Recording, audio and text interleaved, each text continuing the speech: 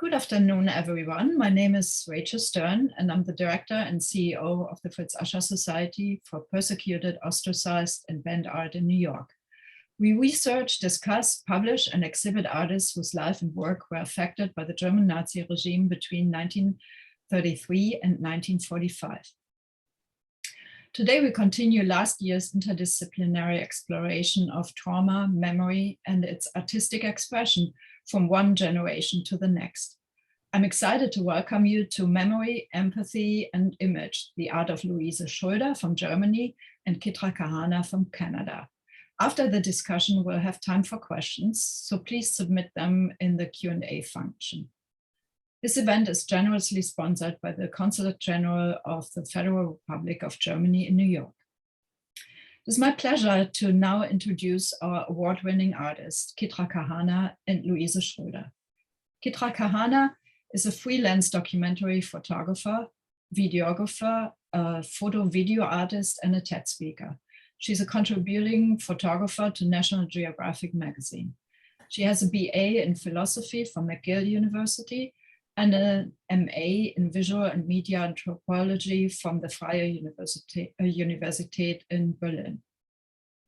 Her work ranges from photographic studies of American teens for National Geographic magazine to documentaries on the annual life-saving dance competition in a small town in northern Canada.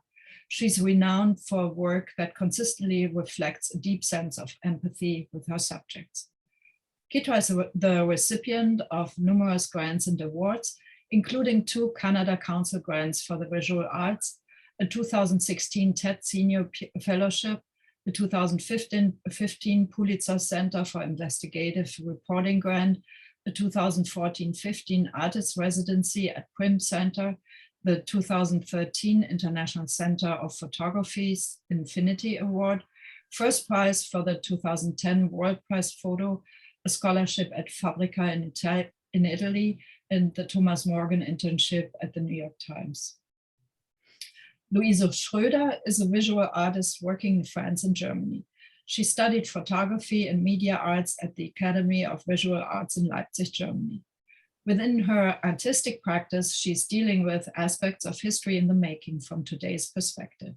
She's interested in how cultures of remembrance and commemoration are influenced and formed by political agendas, media, and image production, and how this affects identities and communities.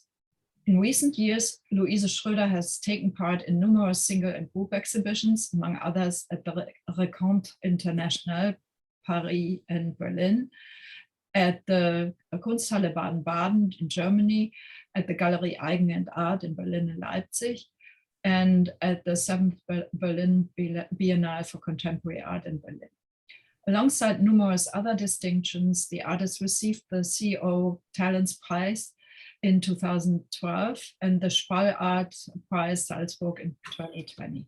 Furthermore, she was holding a residency at the Villa Aurora in Los Angeles in 2016 and was awarded a residency at Cité Internationale des Arts in 2018-19 in Paris by the German federal government Commissioner for Culture and the Media.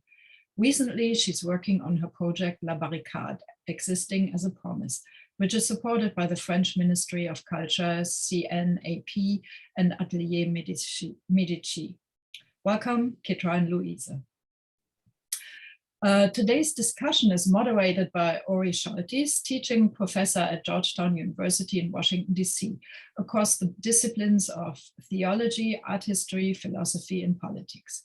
He's the former director and curator of the Bnei Klutznik National Jewish Museum, where he curated some 80 exhibitions. He's the author of several hundred articles and catalog essays, and the author or editor of 25 books, including The Ashen Rainbow, The Holocaust and the Arts, and Symbols of Faith, How Jewish, Christian, and Muslim Art Draw from the Same Source, and Tradition and Transformation, 3 Millennia of Jewish Art and Architecture and Immortality, as well as Memory, Creativity, and Survival, The Arts of Alice Luke Cahana, Ronnie Cahana, and Kitra Cahana from 2020. I'll hand over now to Ori, who introduces us to the third generation after the Holocaust and the role of art. Welcome, Ori. Thank you so much, Rachel. It's a pleasure to be here with all three of you and with all that audience out there who can see us, but we can't see them. That's always a bit intimidating, but we'll do our best. We are talking about the present, which is to say 3 generations after the Holocaust. And if the generation that went through it obviously had its own endless range of stories to tell, those stories impinged in different ways on the next generation. And suddenly we look up and we realize, but now it's the next generation. And we have with us 2 young individuals who were part of that next generation, the 3rd generation. And it raises for them and for us questions specifically about how the Holocaust might have affected what they became and what they became as artists, and more broadly, because the Holocaust is, as it were, not only about the Holocaust, it is about the implications of the Holocaust, theological, historical, philosophical, in this case, art historical. And no 2 individuals of whom I'm aware are more appropriate to address this with us than Kitra and Luise. Kitra, whose grandmother, as you will hear, Alice, was herself an artist who was herself a Holocaust survivor. So I'm fond of saying of Alice that she defeated Hitler 3 ways. She survived what she wasn't supposed to. She created a family, and then a family that extended so far to 3 generations, defeating him that way. And most of all, she herself created art, which was a mode and a means of turning destruction into a unique kind of creativity. One of the aspects for which Kitra as an artist is renowned, and Rachel mentioned this, is a level of empathy that turns her photography and her filmmaking in directions that someone, well, how shall I put it, with less empathetic qualities might not achieve. And so her work has carried well beyond the Holocaust in the direction of contemporary issues like schizophrenia on the streets and how the police have to deal with it, who aren't trained to deal with it, to what's happening today in New Orleans in the aftermath of the latest flood. Her geography carries from Hudson Bay to Texas and everywhere. Luise, who has mentioned specifically in her resume how she is interested in how cultures of remembrance and commemoration are influenced and formed by political agendas, so I'm quoting her directly, comes from not only Germany, but from Eastern Germany, a world in the aftermath of the Holocaust which did not recognize that the Holocaust had taken place. So she is someone who grew up, as it were, at the site, the epicenter of Holocaust activity, unaware of it, or at least not taught about it, not having it spoken about by her elders, and obviously reached a point where she became very much aware of it, and more than that, of its implications. So that Luise's work not only can reflect, as it often does, on the Holocaust in very specific ways pertaining to memory and pertaining to how we feel about things that are uncomfortable for us, but also, like Kitra, her work carries beyond the Holocaust into a range of different aspects of memory, commemoration, political agendas, and the like.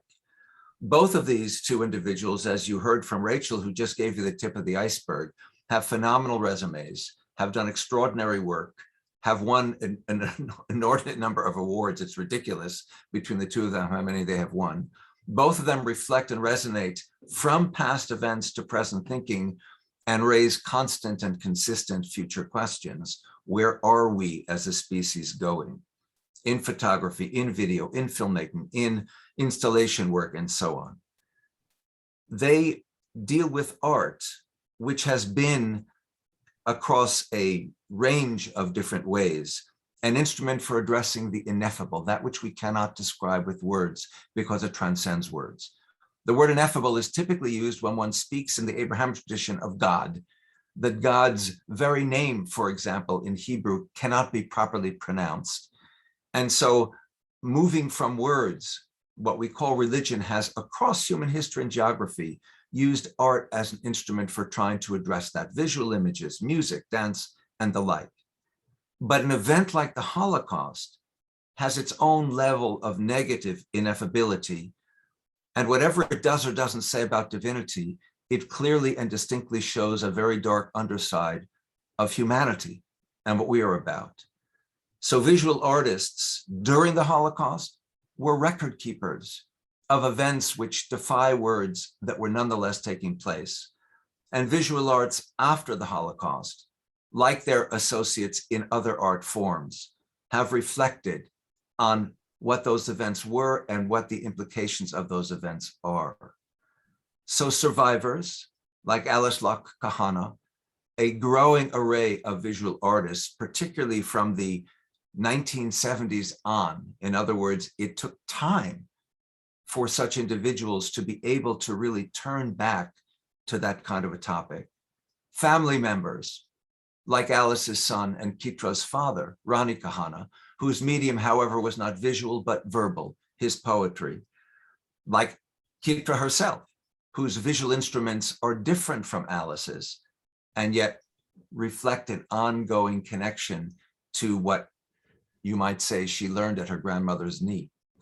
And non-family members, and one finds, if one looks across the visual arts and the subject of the Holocaust, that there are two groups, not surprisingly, that are most likely to turn to it at some point in the course of what they do. One, not surprisingly, is the Jews. The other is the Germans and the Austrians, because that was the place where the events were spawned that are so beyond our ability to describe in words. The reflection on these events carries well beyond the boundaries of the Holocaust itself, then, and into the larger questions of human experience, of our relationship with each other, in some cases, our relationship with divinity. And I would like to turn now to each of our two panelists, our two artists, to speak first of all, and I'm going to address Kitra first, to address this question to Kitra first. What really brought you to your work in terms of the subject and in terms of the media that you use? Kitra, the floor is yours. Thank you.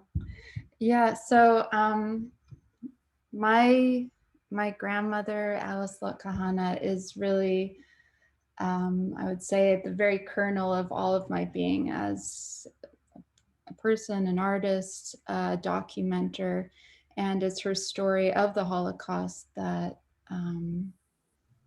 moves me to be a documenter. I was to documentation. I was she was the type of Holocaust survivor who told her story and told it endlessly from the time we were very, very young. Some survivors didn't speak and others almost spoke too much. And so I was inundated with her story, with we went back and visited the sites of the Holocaust, and her art, which permeated my internal landscape. So just, you spoke about that knee, that I was exposed to her story and her art sitting at her knee. And I just wanted to start by sharing this footage of her encouraging me to be an artist from a very, very young age. And this is in her studio in Houston, Texas. So it is out of there and over and over and under hers, right?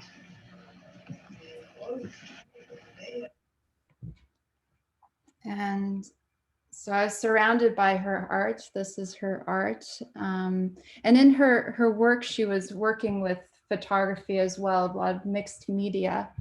And that had a very profound influence on me. Like she would, every time we would go visit her, she would ask us to look at the artwork and to tell us, to say what we saw within the work itself. So this really opened me up to this idea of the importance of telling historical, of documenting the events around us through art. And I became a photojournalist, a documentary photographer when I was 16, and have been working in, around the world, as a documentary photographer and filmmaker ever since. Right now I'm in New Orleans, in Louisiana, and this past week I've been documenting the aftermath of Hurricane Ida. So I thought I would just start by sharing some of the work that I've been doing here. And this is both in the New Orleans area and down the bayous as well in the different parishes.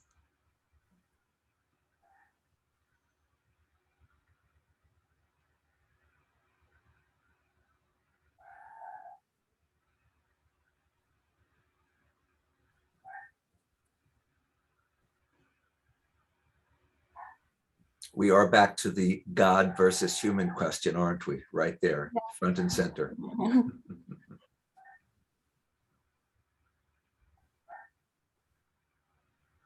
And the devastation has been just complete in many of these areas. The news story really focused on how New Orleans was spared throughout this time, but there's many communities that have just been left completely devastated. And that's why I feel it's really important to be here and to document what's happening. Okay, so. Great. Luisa, Mm-hmm. what brought you to your work in terms of subject, in terms of media? The floor is now yours. As an artist, I mean, I grew up in East Germany, as you told to the public already. So I was born in a small town close to Berlin. It's called Potsdam, but it's from the historical point of view, it's a quite important place because the division of Germany took place here. So I grew up in East Germany. And when I was about 6 or 7 years old, I think it was 7, the wall broke down. So immediately a lot of big changes happened to my family. My father, he left already East Germany before the breaking of the wall. So a lot of things were in a very big, let's say, shaking situation. So everything was shaking. The whole society was breaking kind of apart. Then the reunification of Germany took place. And for me, this was a period, I mean, I was a teenager, but I started to ask myself, where do I come from? This country is not existing anymore. And there was the question for me that I have to search for identity. And also in the school, I mean, I grew up, let's say, in socialism, and the education in school was very much related to, maybe not as in that manner directed to the idea and the history of communism as it was in the 50s or in the 60s, but at least this was a very strong topic. And it took, I mean, it's part of an education that lasts even though this country collapses. And so I was really interested in finding out more about my identity and how I could deal with that and what is history. And I asked myself a lot of questions. And there was also the question of the World War II and the Holocaust. It wasn't really, as you described, it was a topic, but it was not such a big topic in school as it should have been. So I started really to ask myself, okay, you are born in a kind of situation that you were always told you are an anti-fascistic person, you are a young person that's growing up with a very anti-fascistic like attitude, but I never really questioned myself since when I was young. So when I was becoming a teenager, I was kind of more asking more questions. I asked my grandmother what was happening during World War II. Did you ever saw that the Jews were persecuted in your village? And I asked a lot of questions. And so I started really to go also to the former concentration camps and to be interested in the history. And I see myself then starting to look for a way of understanding, or also for expressing myself. So then photography came into this possibility because I was looking at photo books. I was asking, I also went to a small organization that is called Offener Kunstverein. They started with us painting and they were dealing a lot with art. So asking questions was always a very, very big motivation for me to deal with history. And then I visited these places and I was trying to find out what is my position and what is my responsibility also as a German to these events, to the Holocaust, to the Second World War. And I found out that art for me is a possibility to record, to document, to ask questions, to search for images, to look also for things that are not visualized. So I started then also to, as I grew up in Potsdam in a so-called squatters movement. It developed after the big changes it was happening in the past. So people were squatting houses against the policy of the living conditions and so on, like in old houses, to live there and to develop a different way of living. So this then came over to Potsdam, and it was a very political scene. So I tried to focus on the idea of how can I bring my political engagement together with doing art, and how can I connect my historical interest and also my historical responsibility as a German to bring it together with doing art. And so it started from photography. I studied photography then, and step by step through various topics, there was a moment when I really wanted to connect it. And the first video work I did was on as you already introduced me, like I'm dealing a lot with commemoration and with memory and with history in the making. So I went to Auschwitz-Birkenau to make a film about I shot it on the 27th of January, which is a commemoration day, the International Commemoration Day for the Holocaust. And this really changed this personal experience really changed my way of dealing with art, of seeing art, of making art. So I really started from that point on to focus more on a political way of dealing with art and using images for that. Oh. Muted, thank you. That's because my dog was barking and I wanted him not to be heard. I have two questions for both of you, very different ones. And you can duke it out to who answers first. One, and both of you have addressed this a little bit. There are a lot of different media in art. You know, there's painting, there's sculpture, there's a painting behind Kitra, there's a public sculpture behind Luise. There's a Fritz Ascher painting behind Rachel Stern. But you chose photography and other media, and maybe you want to talk a little bit about the range of when I'm using the word photography, I suspect most of us just associate that with stills, and neither of you has limited yourself to that. So that's one question I'd love to hear a little bit more about from each of you, whoever wants to go first. Sure. I was mesmerized as a child by the images that I saw of the Holocaust. Both when we traveled as a family around Europe, when I must have been like 8 or 9 years old, and we visited many different concentration camps, the images that my grandmother sourced and would embed within her paintings. And I always felt so deeply grateful to whoever those photographers were, even if if they were Nazi soldiers, British, Russian, whoever those people were who documented and created proof of what had taken place, especially in this world where truth can be questioned so easily. And so I really feel like the imagery, like my visual sensibilities that were embedded within me as a child, my aesthetic sensibilities came from my grandmother, but the visuals were very much of genocide and Holocaust. And it's something that's been, that I think guides the way that I see the world, and literally see images. is informed by those early Holocaust visuals of bodies and of the camps, and even just the colors themselves, the dirt.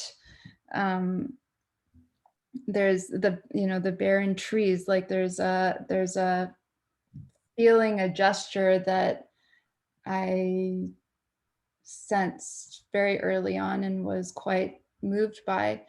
And so photography, so on one hand, there's that just the visual influence of those images, but also the power of documentation itself and the importance of it to be someone who says this happened. This was, there's certainly subjectivity to photography, but it brings us closer to truth, hopefully, than if the documentation never existed. So much of history is forgotten without documentation. So I'm a really strong believer in the importance of having humans on the ground who are interpreting the world, interpreting the horror through a poetic, maybe, sensibility. And that in that poetry, that visual poetry, there is some kind of lifted humanity that, that we can see through it, and that, that we speak to future generations through our photography. So even being here in New Orleans now, in Louisiana, there's my own work that I'm creating, but I also feel like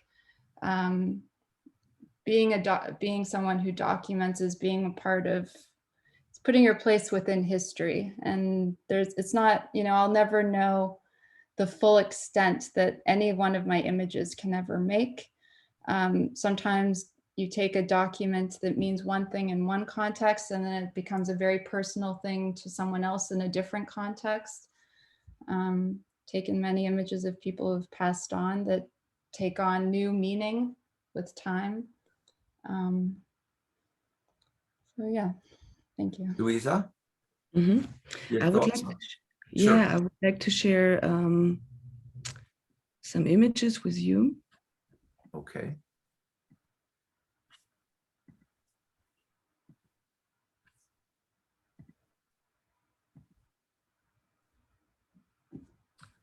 So dealing with photography is, I will refer to what Kitra said at the end of this, because this is part of my experience too. I was dealing a lot with images from the Holocaust to discover, to also see something that is not documented and to analyze what is not documented. But first of all, this is my first photograph actually, and this is my grandparents. And I took this picture when I was 6 years old. I had, there was just one camera that they had in the GDR, and it was a small Beset. It's a small pink camera, and it's nothing big, but it was my first camera. And I remember my mother telling me that I always told her that I have a little camera in my head. So I'm documenting all the situations around me. And then suddenly, this is more an image as a reference, but then the big changes came, and as I told before, I started really to discover photography as a medium, as dealing also with photography, with East German photography, which had a lot of big influence to my photographic approach. So this is even a picture that is taken in my hometown.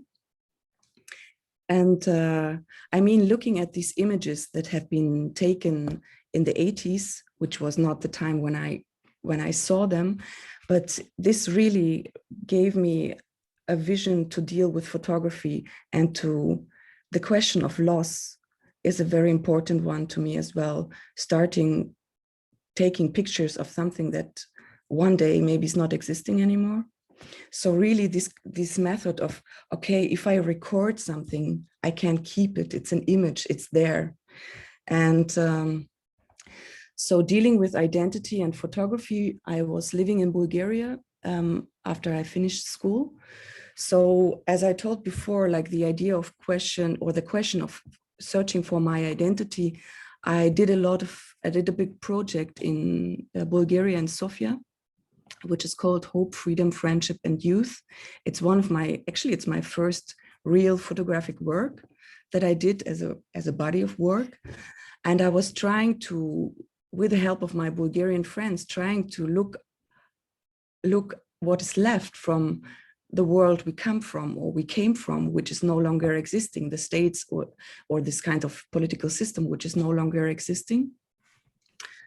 And then I turned more as also Kitra, like I started to extend the idea of photography. So I tried out with video, I tried out always with the photographic approach. So dealing with photography means for me still taking pictures, but not only, also like dealing with it in moving images, or like using the photographic view as a starting point also for dealing with moving images. And this is the film I told in the beginning that I shoot in Auschwitz-Birkenau, and it's a situation of waiting. It's a situation of waiting. It's snowing, and the commemoration ceremony should take place, but something happened that it couldn't take place. So I was shooting this moment of waiting, and for me it was after when I made the editing of the film, I was thinking, it's this moment of not speaking, of being silent together, standing and reflecting, is something that I would like that my art can kind of provide this for viewers, or for like to open up this kind of room or place or space for reflection. That's great. And after that, I started to be, I'm still a photographer, but in a different sense. I would describe myself more as a picture editor or an editor of photography. That would say that I'm working with photography, but in very, very different forms. So after that, I started for the first time to deal with archives and images. And this is the work that I did in Israel. It's about the kibbutz, the history of the kibbutz and the way women were photographed in kibbutz. I will tell it a bit later about this work.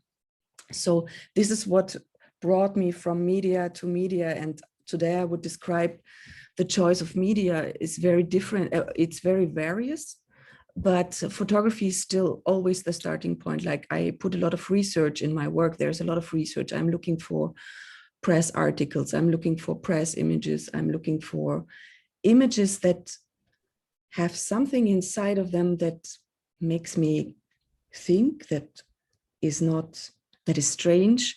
And this could be a starting point for a new work, like to search for other archives, or like, yeah, it's really always starting from this photographic image, but then going further in different and various media. Yeah, this for now. Fantastic.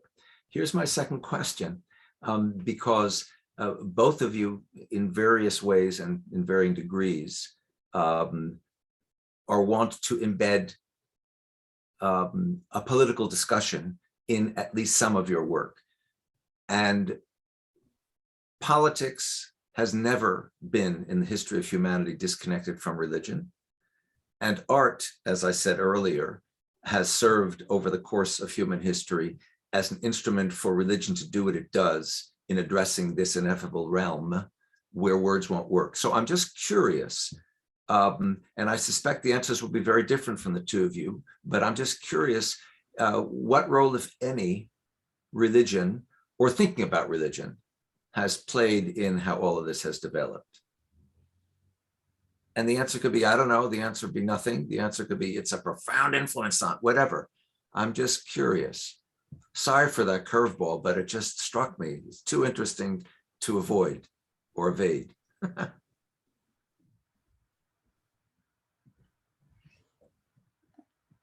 I mean, my father's a rabbi. I was raised religious and have become slightly less religious, let's say, but not spiritual. Mm-hmm. The first thing that came to my mind is it's it's not really like an intellectual answer, but once one has that, once you've had that like, I don't, my feeling is that religion isn't so much in the realm of belief, which it's often sort of portrayed as, but much more as like an experience of the world.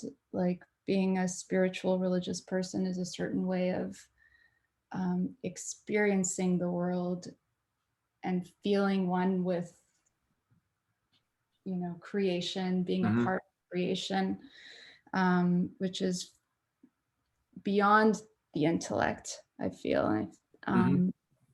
And so when I think about where my aesthetic kind of visual sense comes from, and kind of the ineffable quality of art making and of like the way that an image or a piece of art can come together, but it's not pushed, at least for me, it's not pushed from the intellect. It's something that I feel I experience and then kind of respond to and create through in relationship with that experience.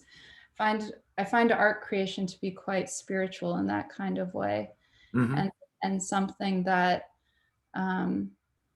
growing up within like a, you know, the water around me being one of spirituality, and that language of spirituality is very very connected to my art making. It's a similar feeling, that feeling of tapping into a God sense or being one with creation. That's a moment of art making. It feels the same. And Luise, I don't want to presume, but from what I understand culturally, politically, historically, of the world in which you grew up, religion was hardly a presence. Did it ever cross your radar screen at any point as you were developing as an artist? Or Yes. an interest at least, yeah? Yeah. I mean, I wasn't baptized when I was growing up. So I grew up without religion. So religion didn't really play a big role during my childhood. But when I was in Bulgaria, for example, it took a much bigger role. So I mean, art creation and having access to art, also like looking at paintings in churches, looking at paintings from various religious backgrounds. This also gave me a way of seeing things in a very poetic way. So this kind of spirituality is more connected to poetic. So when I was living in Bulgaria, it's an Orthodox country. So I was visiting the churches quite a lot. And there's a music that I connect with, that which is so strong and which is something that, I mean, it's not part of my art creation, that sense, but I can, when I listen to that music, it's something that, this kind of feeling of, wow, this is something incredible. And also like, I mean, I'm speaking now from a Christian background, but like icons and paintings in churches, for me, it was always like these stories and seeing things like, like it was really, it's having an influence, especially looking at art creation in the world, not only from this Christian point of view, but like I also, in this kind of small organization that I told you about in the beginning, where I started to paint and play theater, this was always having a big role, like dealing with art from everywhere, and always like from looking at art from Judaism as well, looking at art created in the Arab world. So it broadened really my sense of what creation and what art creation could be. Wonderful. Can we transition now back to both of your works? And as long as we're on to Luise, why don't we turn to you first to talk a little bit more about your work, and then back to Kitra. Okay, I would like to introduce 3 works to you. therefore, I would open a PDF, which disappeared a little. I will check. No, it's here. So I will share the screen.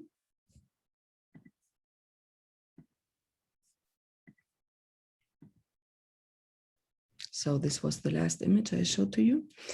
So this is a work that I did in 2014, and now going back to the topic of the Holocaust. For me, as a German especially, and as a member, or not a member, but speaking from the third generation's point of view, for me it was always interesting and super necessary, and I really feel a responsibility about it, to deal with the topic of the Holocaust in today's society, especially in German society, not only, but in general. This is where I'm working a lot. Right-wing extremism and especially the rising of right-wing parties and opinions during the last years after reunification became bigger, and it became, I mean, it really, the development was really, it's strong. So I see my responsibility also as an artist to deal with a mediation of history, and like dealing with the Holocaust today, pointing at things which are invisible, for example, is for me a very important starting point for my work. And this is a work that I did in close by to Leipzig, Flößberg and Borcha. These are two villages close next to each other. And in between 44 and 45, there was a concentration camp. I mean, there were a lot of kind of these outside camps from Buchenwald, but in every, I mean, and this is even, I mean, it's unbelievable, but in every village, people of forced laborers had to work. Jewish people were put in these concentration camps, for example, in this one, to build bazookas. They brought them back from Polish concentration camps back to Germany because the front was coming closer to Germany again. So they were kind of transferring the production. And I visited this place. It's a project that was initiated by an organization called Kulturbahnhof. I visited this place and there was nothing except one small hint, which was written monument. It was very deep in the forest, but there was no commemoration sign. There was no monument to remember. And so I decided that I would like to ask the people and to involve the people of the village to work with me and to make pictures of them, pointing at this very far place in the woods. Nobody, I mean, it was always this thing, something happens there, but we don't really know. I mean, it's like, or we didn't really know what happened there. And in order to make this kind of situation of the concentration camp and the history of the concentration camp and the history of the victims that have been killed there and that died there because of hunger and of the living conditions, I wanted to create monuments and public space that kind of point at these places, at this place in the forest. So I try to make people aware in the village to work with me, and they really decided to work with me, and I could make the pictures of them. And these kind of monuments were in the two villages like for 2 months. And the interesting thing was, it was really like a participatory project in the sense of the people from the village were asked by other people from other villages, what's going on in your place? And automatically they had to tell the history of their village and the history of what I am referring to, because they could even identify the people on the images. So it's something that has to do with them.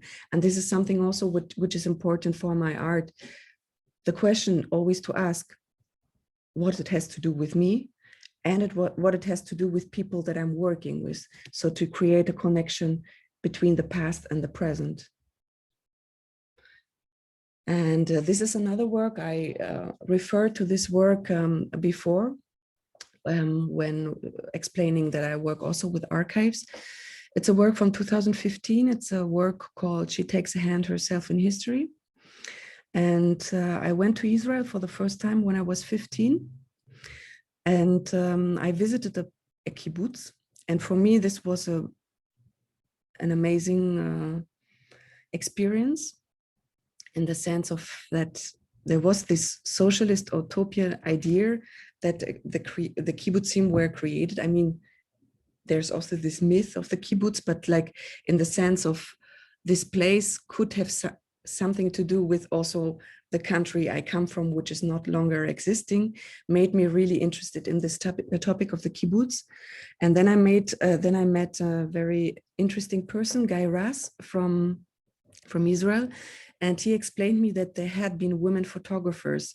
And as I'm a photographer and also dealing with photography, I was really interested in the idea of how women were photographed in the kibbutz, because especially between 1920 and 1970, there was always a kibbutz photographer who was recording the whole history or the daily events of the kibbutz, but also always under this ideology point of view in creating this story of the kibbutz as a story which functions within the political situation of Israel. And I was really interested, if there was a woman photographer among the kibbutz photographers, did they had another vision of visualizing the women in the kibbutz? So I was trying to go to different archives, and I found 5 different women photographers during this period who took pictures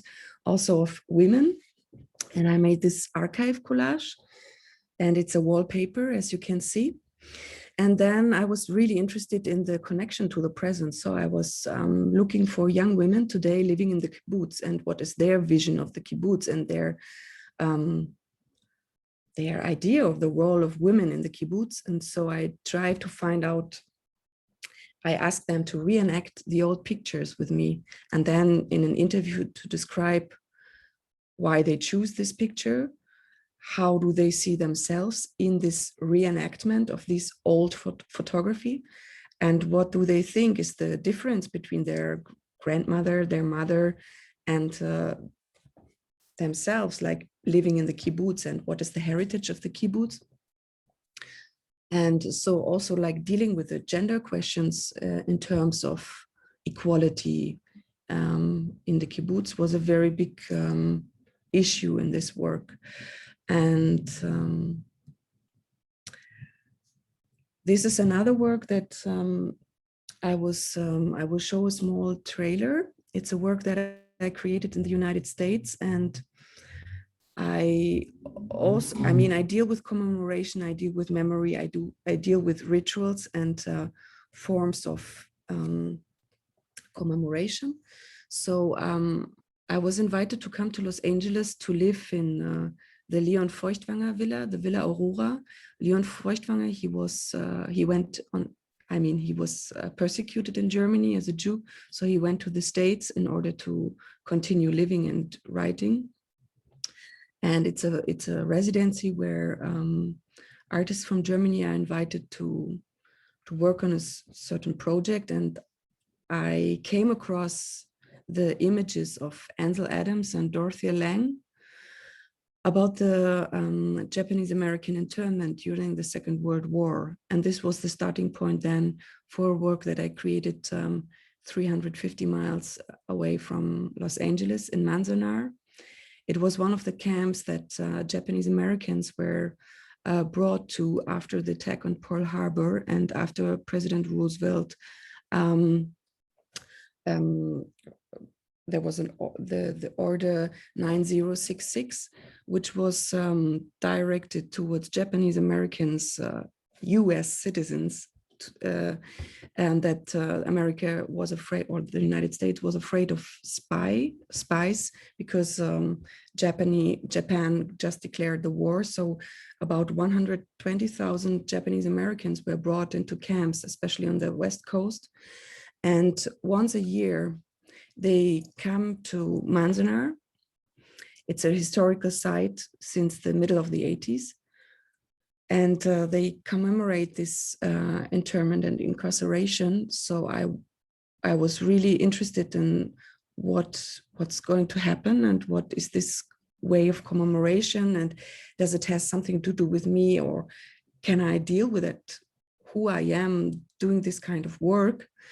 But as it is so much connected also again with photography and the question of recording and commemoration, I did 17 minutes film that I want to show you now, a small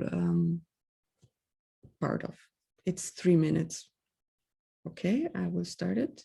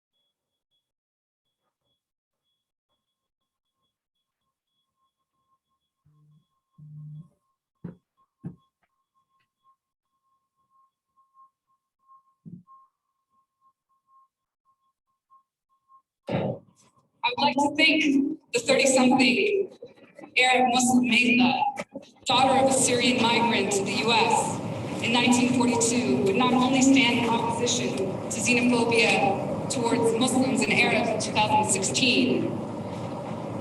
I would like to thank when any other group I am not a part of endures collective punishment, I would swiftly stand by their side for their justice. I would like to think I would act in the full remembrance of history like the Los Angeles Japanese American community did in Little Tokyo after 9/11. They embraced us, Muslims and Arabs, stood by us, by our side, for our justice, and they said, never forget.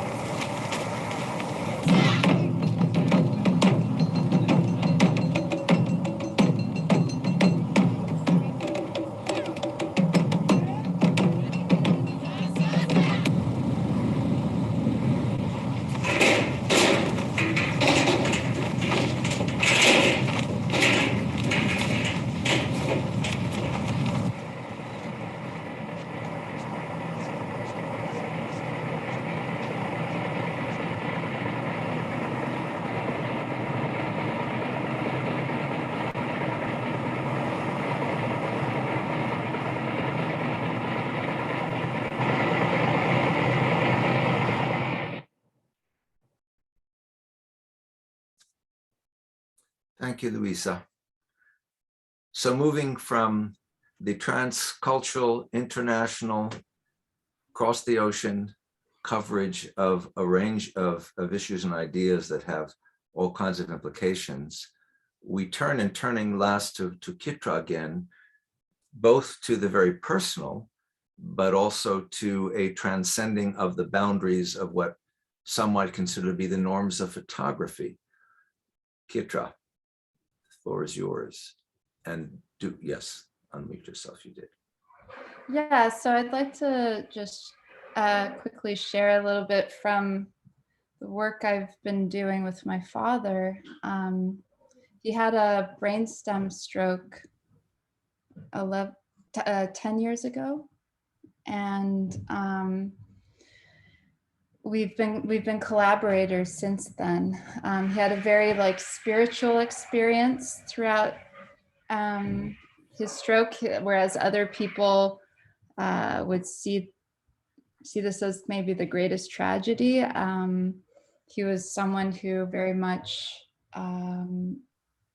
had a profound spiritual experience through his stroke. And so in the last 10 years, I've been documenting his experience and also combining it with some of his texts. He writes, Is this what you want, my blessed God, my slow at last body winding, pending upon itself, like an ungiving train circling into itself, like that unforgiven snake. There is peace in that slow, soft swallow of this heart in so many parts. Each combination has the same pulse, but they do not touch each other. It is my mind that forms the clay of protection, hands holding each other, torso pumping each leg. Dead and alive have no more clarity together. Forever becomes now. I am whole even with these million fragments. And so last year, during, in March of 2020, my father lives in a nursing home, and his nursing home went into complete lockdown. And he didn't leave his room basically for the next 15 months. And it wasn't for a number of months before we were even allowed back in. Many people died in his nursing home of COVID. It was a quite traumatic time. And I wanted to continue documenting his experience. And so last year, we had, as is common with many families, we placed a camera in his room to monitor his care, to make sure that he doesn't fall out of bed at night, and to stay in communication with him. And I use these cameras to document his experience in isolation. I worked on a film for the National Film Board of Canada as part of this project, and I'm continuing to work on this. He writes, every day I interviewed him throughout this process. And so these are quotes from him. My room extends, my room expands. I don't see the floor, the roof or the floors above me. I see open sky, the windows pushed out and no walls. I see my bed floating and bringing me to open shine. Even at night, I live in the upper reaches. This is the room of endless spirit. So also documented what was, because I could control where these cameras looked. I filmed what was taking place outside of his room. One of the orderlies taking a break on the bench.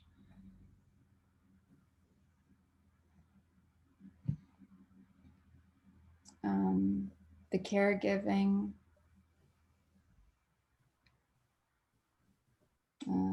This is his communication setup, which allowed us to stay in touch with him, and allows him to go on the computer.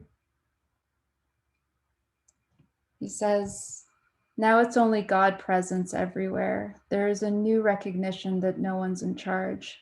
It's the earth's turn to revive, and the skies are bluer outside my window. Here it's excellence again. Birds are returning. I see the beauty of resurrection. Life and nature rebounds. Life and nature rebounds.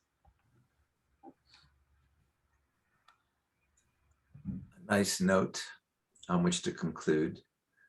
I want to thank both of you for just giving us tiny slices of what are enormous and very, very rich pies. I haven't decided whether they're chocolate cream or banana or apple. Maybe it's a combination of all those media. Very rich pies indeed. And turn the mic back to Rachel.